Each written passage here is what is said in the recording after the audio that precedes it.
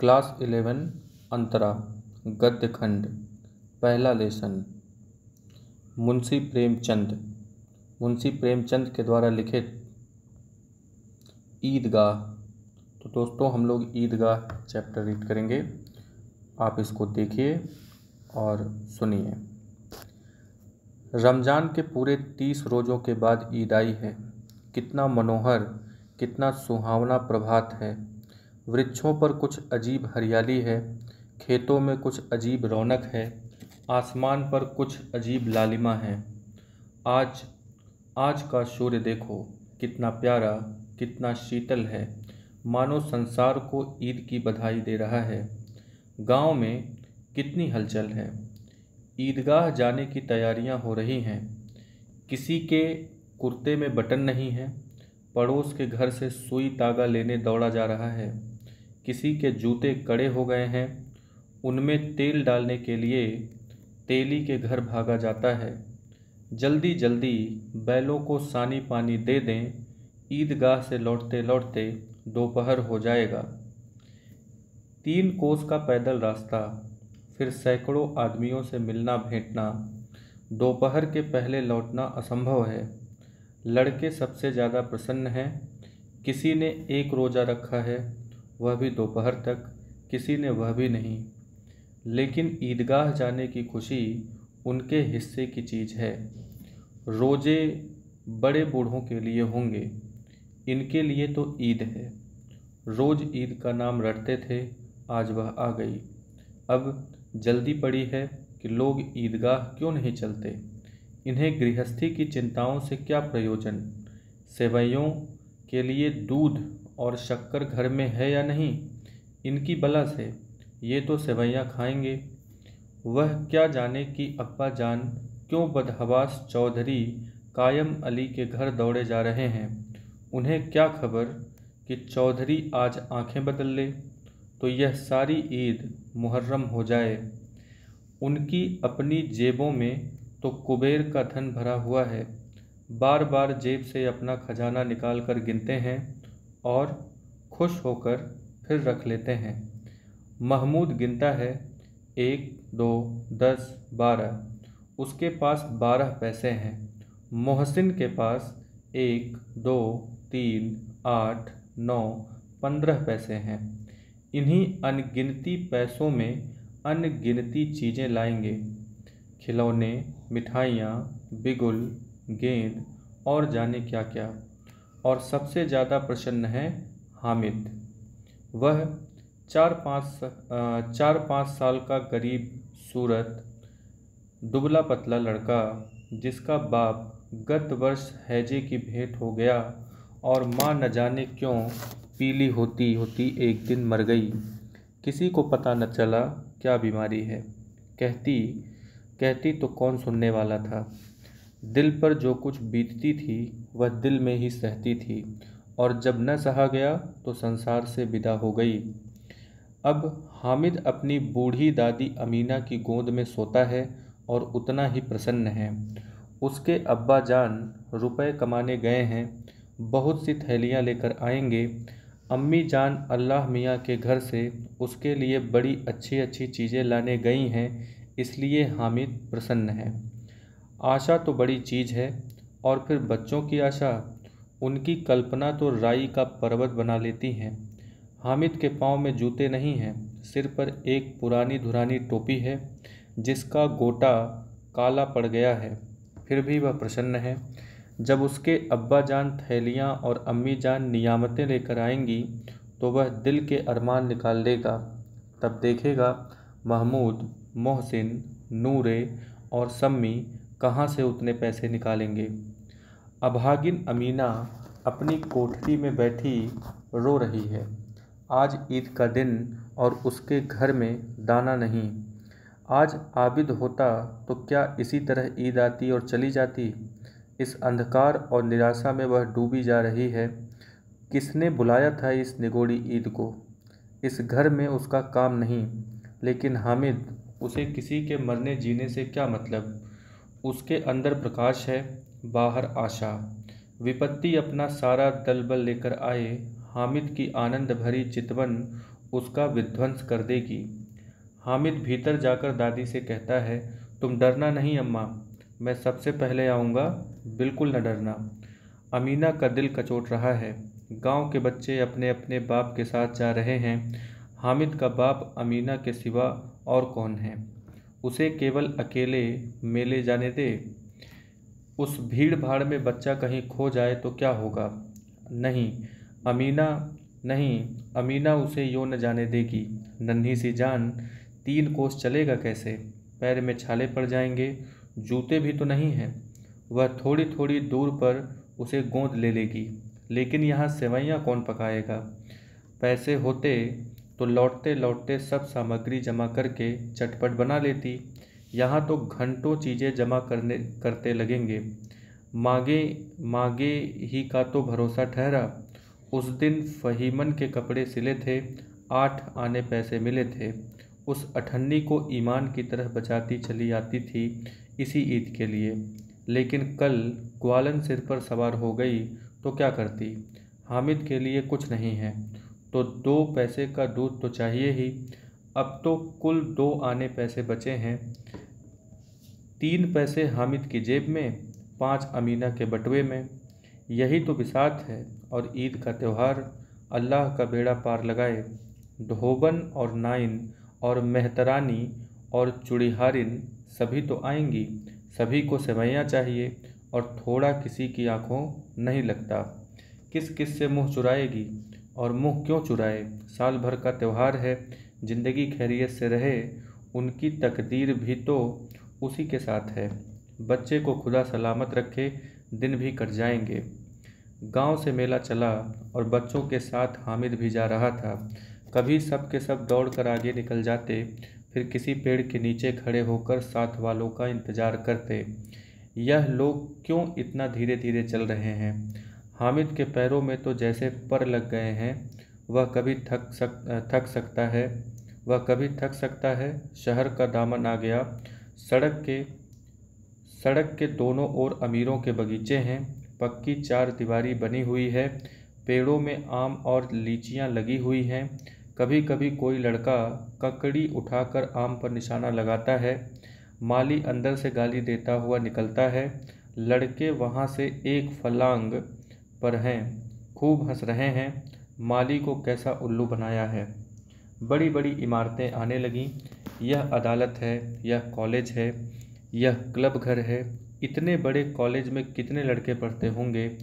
सब लड़के नहीं हैं जी, बड़े बड़े आदमी हैं। सच, उनकी बड़ी बड़ी मूछें हैं।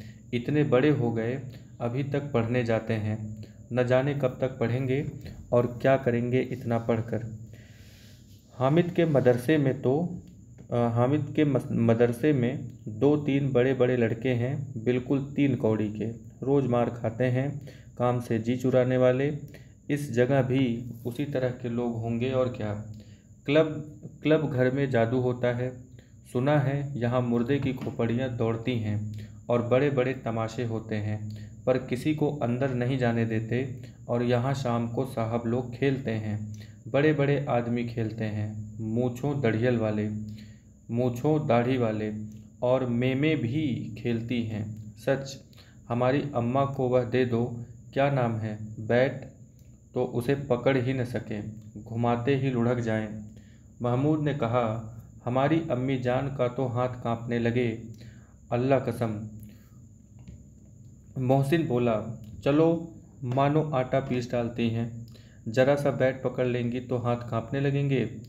सैकड़ों मनो आटा पीस डालती हैं, जरा सा बैट पकड़ लेंगी तो हाथ कांपने लगेंगे। सैकड़ों घड़े पानी रोज निकालती हैं। 5 घड़े तो तेरी भैंस पी जाती है। 5 घड़े तो तेरी भैंस पी जाती है। किसी मेम को 1 घड़ा पानी भरना पड़े तो आंखों तले अंधेरा आ जाए। महमूद बोला, लेकिन दौड़ती तो नहीं, उछल कूद तो नहीं कर सकती। मोहसिन, हाँ, उछल कूद नहीं सकती, लेकिन उस दिन मेरी गाय खुल गई थी और चौधरी के खेत में जा पड़ी थी तो अम्मा इतनी तेज़ दौड़ी कि मैं उन्हें न पा सका। सच। आगे चलें। हलवाइयों की दुकानें शुरू हो गईं। आज खूब सजी हुई थी। इतनी मिठाइयाँ कौन खाता है? देखो ना, एक एक दुकान पर मनो होंगी। सुना है रात को जिन्नात आकर खरीद ले जाते हैं। अब्बा कहते थे कि आधी रात को एक आदमी हर दुकान पर जाता है और जितना माल बचा होता है वह तुलवा लेता है और सचमुच के रुपए देता है, बिल्कुल ऐसे ही रुपए। हामिद को यकीन न आया, ऐसे रुपए जिन्नात को कहाँ से मिल जाएंगे। मोहसिन ने कहा, जिन्नात को रुपए की क्या कमी, जिस खजाने में चाहें चले जाएं, लोहे के दरवाजे तक उन्हें नहीं रोक सकते जनाब। आप हैं किस फिर में। हीरे जवाहरात तक उनके पास रहते हैं, जिससे खुश हो गए उसे टोकरों जवाहरात दे दिए। अभी यहीं बैठे हैं, 5 मिनट में कलकत्ता पहुंच जाएं। हामिद ने फिर पूछा, जिन्नात बहुत बड़े बड़े होते होंगे। मोहसिन बोला, एक एक आसमान के बराबर होता है जी। जमीन पर खड़ा हो जाए तो उसका सिर आसमान से जा लगे, मगर चाहे तो एक लोटे में घुस जाए। हामिद, लोग उन्हें कैसे खुश करते होंगे। कोई मुझे वह मंत्र बता दे तो एक जिन्न को खुश कर लूं।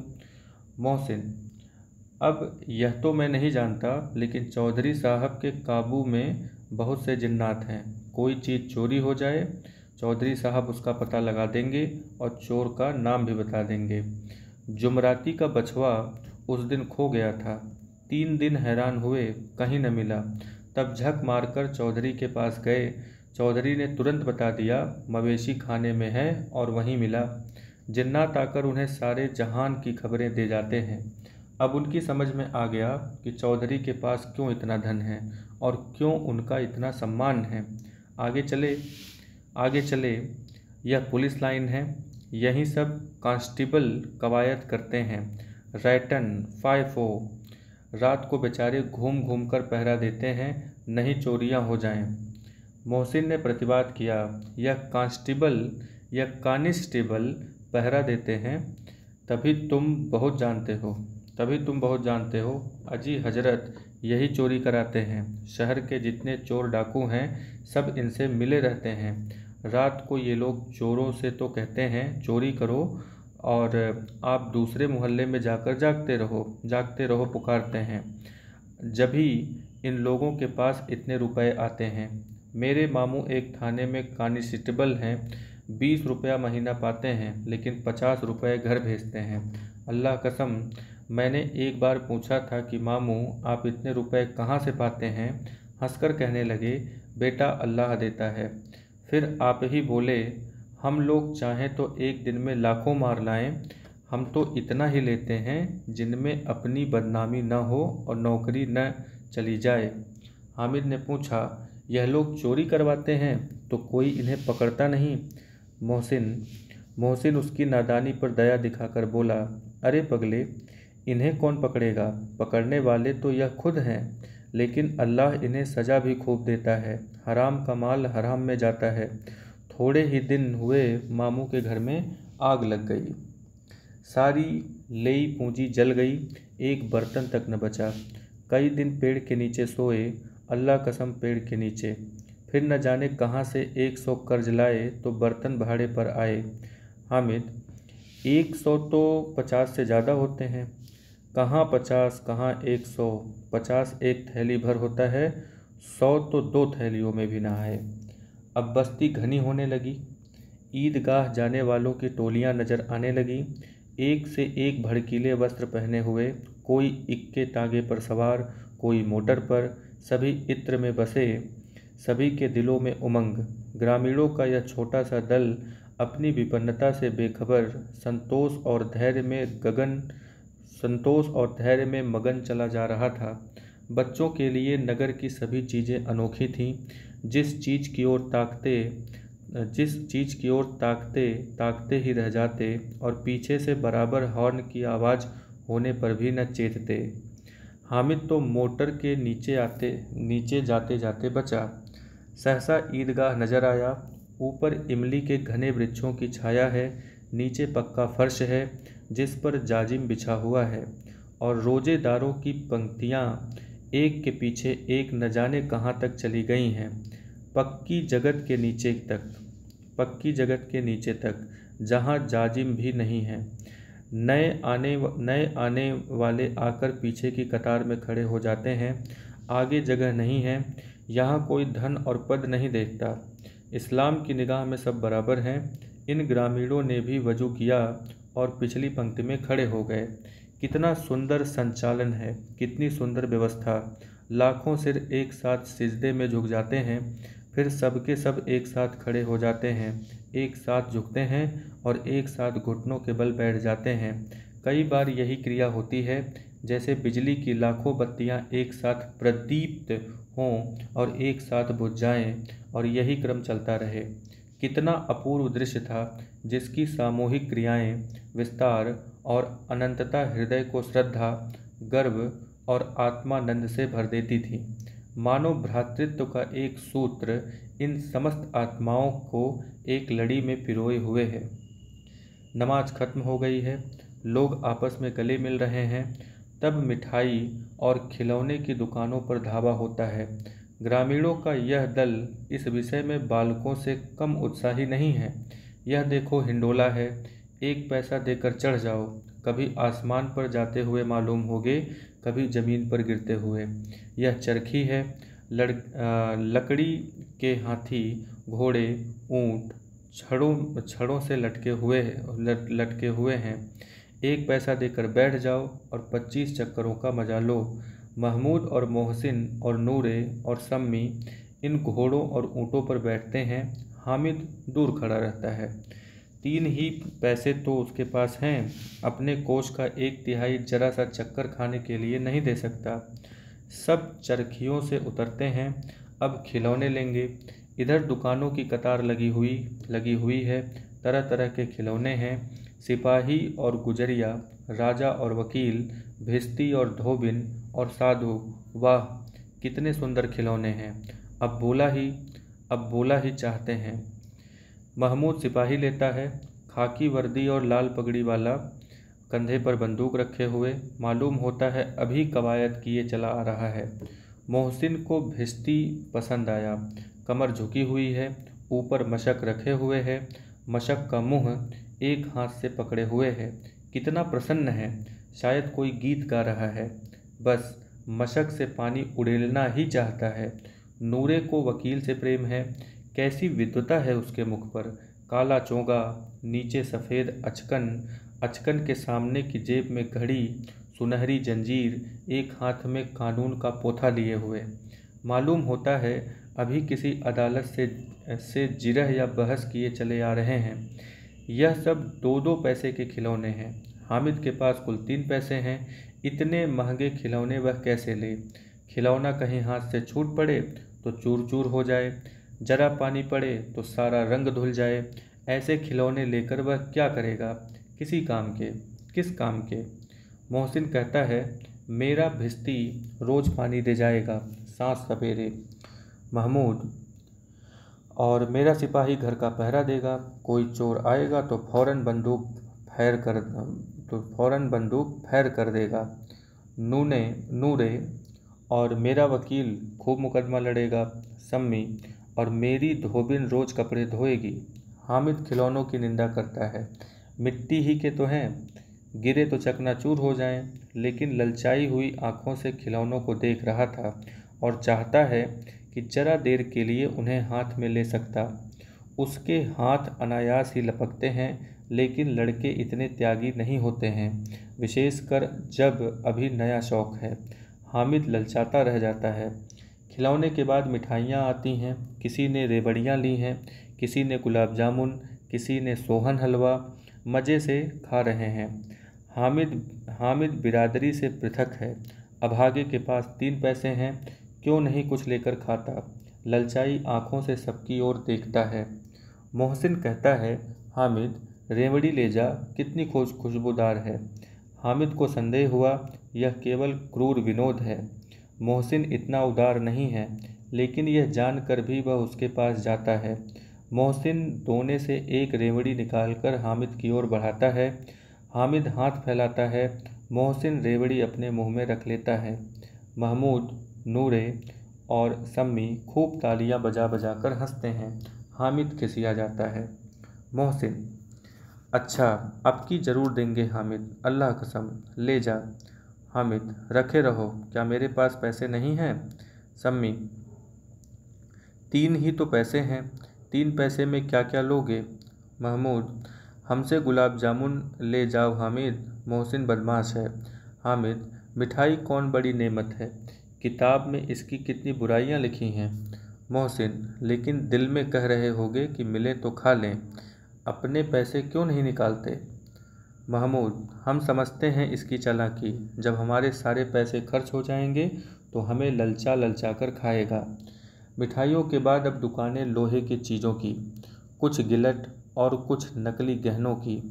लड़कों के लिए यहाँ कोई आकर्षण न था, वे सब आगे बढ़ जाते हैं। हामिद लोहे की दुकान पर रुक जाता है। कई चिमटे रखे हुए थे। उसे ख्याल आया, दादी के पास चिमटा नहीं है, तवे से रोटियां उतारती हैं तो हाथ जल जाता है। अगर वह चिमटा ले जाकर दादी को दे दे तो वह कितनी प्रसन्न होंगी, फिर उनकी उंगलियां कभी न जलेंगी। घर में एक काम की चीज़ हो जाएगी। खिलौने से क्या फ़ायदा, व्यर्थ में पैसे खराब होते हैं। जरा देर ही तो खुशी होती है, फिर तो खिलौने को कोई आंख उठाकर नहीं देखता, या तो घर पहुंचते पहुंचते टूट फूट कर बराबर हो जाएंगे। तो चिमटा कितने काम की चीज़ है। रोटियां तवे से उतार लो, चूल्हे में सेंक लो, कोई आग मांगने आए तो चटपट चूल्हे से आग निकाल कर उसे दे दो। अम्मा बेचारी को कहाँ फुर्सत है कि बाजार आए और इतने पैसे ही कहाँ मिलते हैं। रोज़ हाथ चला लेती है। हामिद के साथी आगे बढ़ गए हैं। सबील पर सब के सब शरबत पी रहे हैं। देखो सब कितने लालची हैं, इतनी मिठाइयाँ लीं, मुझे किसी ने एक भी न दी। उस पर कहते हैं मेरे साथ खेलो, मेरा यह काम करो। अब अगर किसी ने कोई काम करने को कहा तो पूछूंगा, खाए मिठाइयाँ आप मुँह सड़ेगा, फोड़े फुंसियाँ निकलेंगी, आप ही जबान चटोरी हो जाएगी, तब घर से पैसे चुराएंगे और मार खाएंगे। किताब में झूठी बातें थोड़े ही लिखी हैं, मेरी जबान क्यों खराब होगी। अम्मा चिमटा देखते ही दौड़कर मेरे हाथ से ले लेंगी और कहेंगी मेरा बच्चा अम्मा के लिए चिमटा लाया है, हजारों दुआएं देंगी। फिर पड़ोस की औरतों को दिखाएंगी, सारे गांव में चर्चा होने लगेगी, हामिद चिमटा लाया है, कितना अच्छा लड़का है। इन लोगों के खिलौनों पर कौन इन्हें दुआएं देगा। बड़ों की दुआएं सीधे अल्लाह के दरबार में पहुंचती हैं और तुरंत सुनी जाती हैं।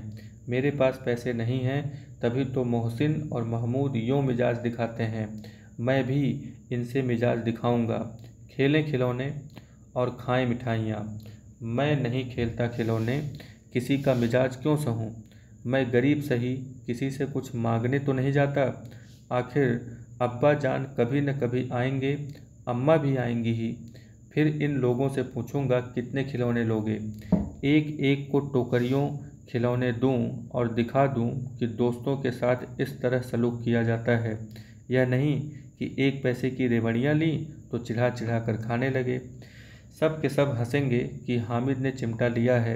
हंसें मेरी बला से। उसने दुकानदार से पूछा, यह चिमटा कितने का है। दुकानदार ने उसकी ओर देखा और कोई आदमी साथ न देखकर कहा, तुम्हारे काम का नहीं है जी, बिकाऊ है या नहीं। बिकाऊ क्यों नहीं है और यहाँ क्यों लाद लाए हैं, तो बताते क्यों नहीं कि कै पैसे का है। 6 पैसे लगेंगे। हामिद का दिल बैठ गया। ठीक ठीक बताओ। ठीक ठीक 5 पैसे लगेंगे, लेना हो तो लो, नहीं तो चलते बनो। हामिद ने कलेजा मजबूत करके कहा, 3 पैसे लोगे। तो हामिद ने कलेजा मजबूत करके कहा, 3 पैसे लोगे। यह कहता हुआ वह आगे बढ़ गया कि दुकानदार की घुड़कियां न सुने, लेकिन दुकानदार ने घुड़कियां नहीं दी, बुलाकर चिमटा दे दिया।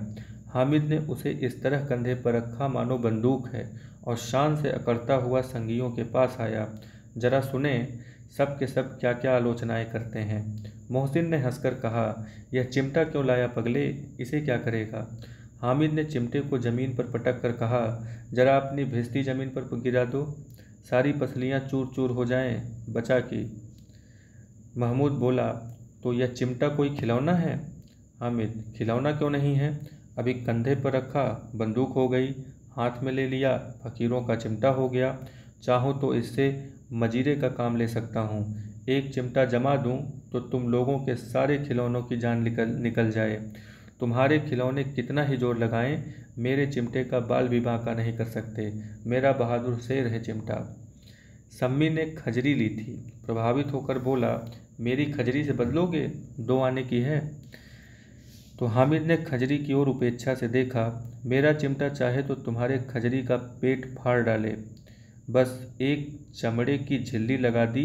डब डब बोलने लगी, जरा सा पानी लग जाए तो ख़त्म हो जाए। मेरा बहादुर चिमटा आग में, पानी में, आंधी में, तूफान में बराबर डटा खड़ा रहेगा। चिमटे ने सभी को मोहित कर लिया। लेकिन अब पैसे किनके पास धरे हैं? फिर मेले से दूर निकल आए हैं।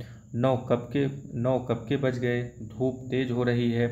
घर पहुंचने की जल्दी हो रही है। बाप से जिद भी करें तो चिमटा नहीं मिल सकता। हामिद है बड़ा चालाक, इसलिए बदमाश ने अपने पैसे बचा रखे थे। अब बालकों के 2 दल हो गए। मोहसिन, महमूद, सम्मी और नूरे एक तरफ हैं, हामिद अकेला दूसरी तरफ। शास्त्रार्थ हो रहा है। सम्मी तो विधर्मी हो गया, दूसरे पक्ष से जा मिला। लेकिन मोहसिन, महमूद और नूरे भी हामिद से 1-1, 2-2 साल बड़े होने पर भी हामिद के आघातों से आतंकित हो उठे हैं। उसके पास न्याय का बल है और नीति की शक्ति। एक ओर मिट्टी है, दूसरी ओर लोहा। जो इस वक्त अपने को फौलाद कह रहा है, वह अजेय है, घातक है। अगर कोई शेर आ जाए तो मियाँ भिस्ती के छक्के छूट जाएं। मियाँ सिपाही मिट्टी की बंदूक छोड़कर भागें। वकील साहब की नानी मर जाए, चोंगे में मुंह छिपाकर जमीन पर लेट जाएं। मगर यह चिमटा, यह बहादुर, यह रुस्तमे हिंद लपक कर शेर की गर्दन पर सवार हो जाएगा और उसकी आंखें निकाल लेगा। मोहसिन ने एड़ी चोटी का जोर लगाकर कहा, अच्छा, पानी तो नहीं भर सकता? हामिद ने चिमटे को सीधा खड़ा करके कहा, भिस्ती को एक डांट बताएगा तो दौड़ा हुआ पानी लाकर उसके द्वार पर छिड़कने लगेगा। मोहसिन परास्त हो गया। पर महमूद ने कुमुक पहुंचाई, अगर बचा पकड़ जाए तो अदालत में बधे बधे फिरेंगे, तब तो वकील साहब के पैरों पड़ेंगे। हामिद इस प्रबल तर्क का जवाब न दे सका। उसने पूछा, हमें पकड़ने कौन आएगा? नूरे ने अकड़ कर कहा, यह सिपाही बंदूक वाला।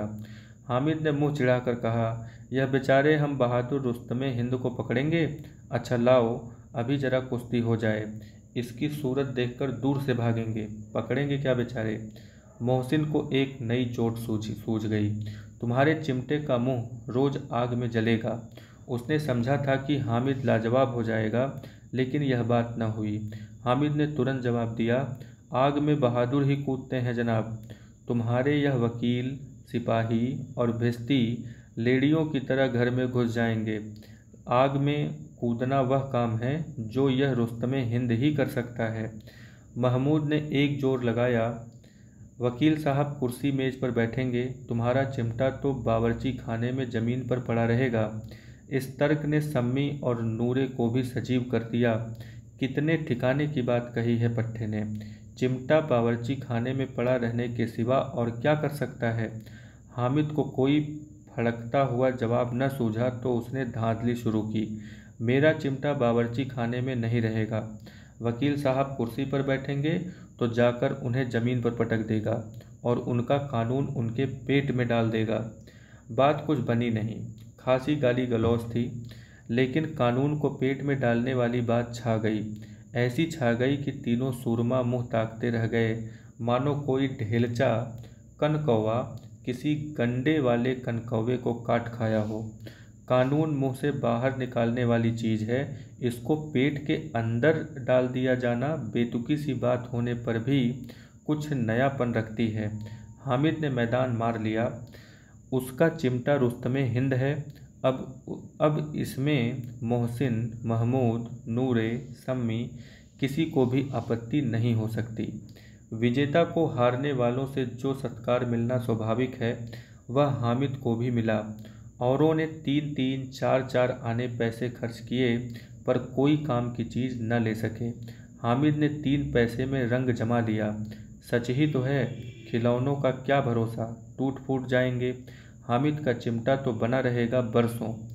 संधि की शर्तें तय होने लगी। मोहसिन ने कहा, जरा अपना चिमटा दो, हम भी देखें। तुम हमारा भिश्ती लेकर देखो। महमूद और नूरे ने भी अपने अपने खिलौने पेश किए। हामिद को इन शर्तों के मानने में कोई आपत्ति न थी। चिमटा बारी बारी से सबके हाथ में गया और उनके खिलौने बारी बारी से हामिद के हाथ में आए। कितने खूबसूरत खिलौने हैं। हामिद ने हारने वालों के आंसू पोंछे। मैं तुम्हें चिढ़ा रहा था, सच। यह चिमटा भला इन खिलौनों की क्या बराबरी करेगा। मालूम होता है। अब बोले। लेकिन मोहसिन की पार्टी को इस दिलासे से संतोष नहीं होता। चिमटे का सिक्का खूब बैठ गया है। चिपका हुआ टिकट अब पानी से नहीं छूट रहा है। मोहसिन, लेकिन इन खिलौनों के लिए कोई हमें दुआ तो न देगा। महमूद, दुआ को लिए फिरते हो, उल्टे मार न पड़े। अम्मा जरूर कहेंगी कि मेले में यही मिट्टी के खिलौने तुम्हें मिले। हामिद को स्वीकार करना पड़ा कि खिलौनों को देखकर किसी की माँ इतनी खुश न होगी जितनी दादी चिमटे को देखकर होंगी। 3 पैसों ही में तो उसे सब कुछ करना था और उन पैसों के इस उपयोग पर पछतावे की बिल्कुल ज़रूरत न थी। फिर अब तो चिमटा रुस्तमे हिंद है और सभी खिलौनों का बादशाह। रास्ते में महमूद को भूख लगी। उसके बाप ने केले खाने को दिए। महमूद ने केवल हामिद को शाजी बनाया। उसके अन्य मित्र मुंह ताकते रह गए। यह उस चिमटे का प्रसाद था। 11 बजे गांव में हलचल मच गई। मेले वाले आ गए। मोहसिन की छोटी बहन ने दौड़कर भिश्ती उसके हाथ से छीन लिया और मारे खुशी के जो उछली तो मियाँ भिश्ती नीचे आ रहे और सुर लोग सिधारे। इस पर भाई बहन में मारपीट शुरू हुई। दोनों खूब रोए। उसकी अम्मी यह शोर सुनकर बिगड़ी और दोनों को ऊपर से 2-2 चांटे और लगाए। मियाँ नूरे के वकील का अंत उनके प्रतिष्ठानुकूल इससे ज़्यादा गौरवमय हुआ। वकील जमीन पर या ताक पर तो नहीं बैठ सकता, उसकी मर्यादा का विचार तो करना ही होगा। दीवार में 2 खूंटियाँ गाड़ी गईं। उन पर लकड़ी का एक पटरा रखा गया। पटरे पर कागज का कालीन बिछाया गया। वकील साहब राजा भोज की भांति सिंहासन पर विराजे। नूरे ने उन्हें पंखा झलना शुरू किया।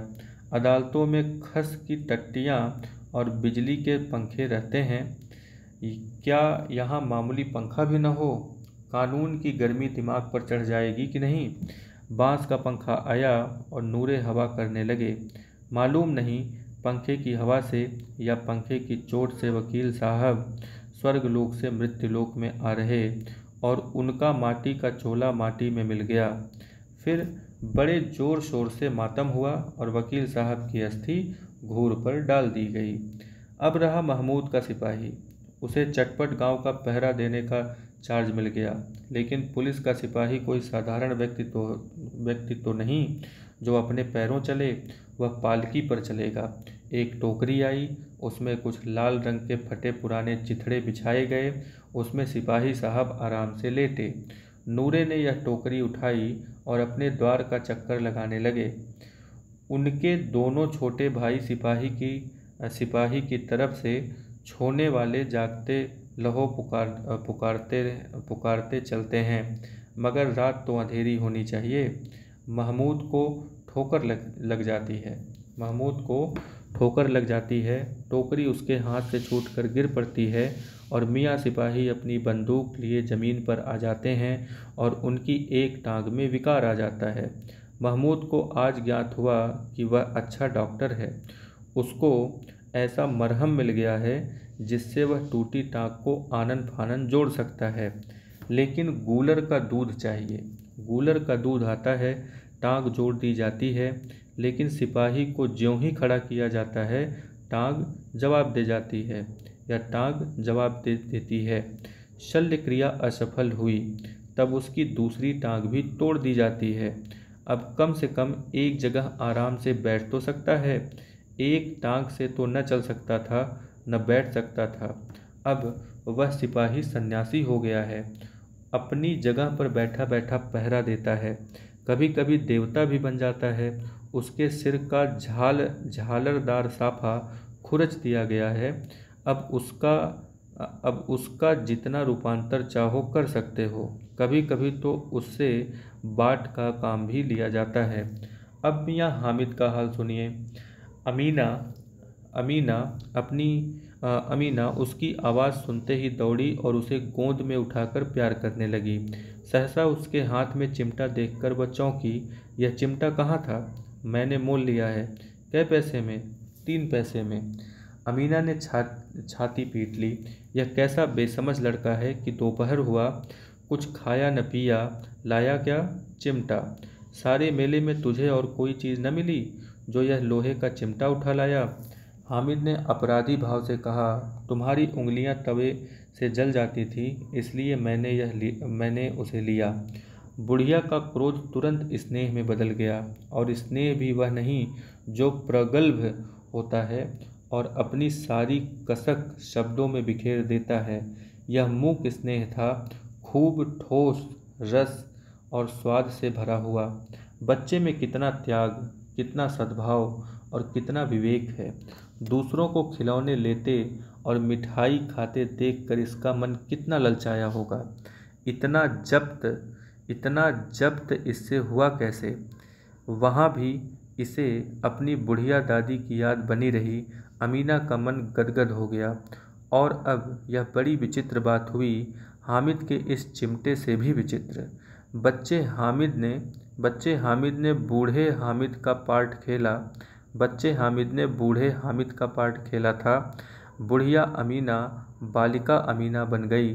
वह रोने लगी, दामन फैलाकर हामिद को दुआएं देती जाती थी और आंसू की बड़ी बड़ी बूंदें गिराती जाती थी। हामिद इसका रहस्य क्या समझता? Thank you.